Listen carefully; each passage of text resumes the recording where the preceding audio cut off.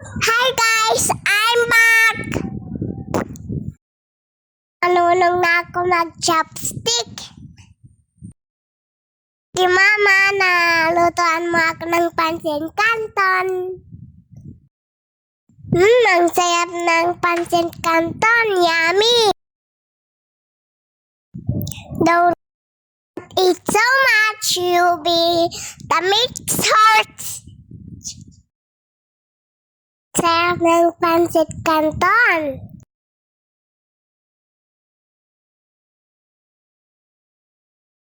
Simot sarap. Malinis na yung plato. Wala na si Mama hugasan ng plato. Kasi pagod na si Mama. Bye guys!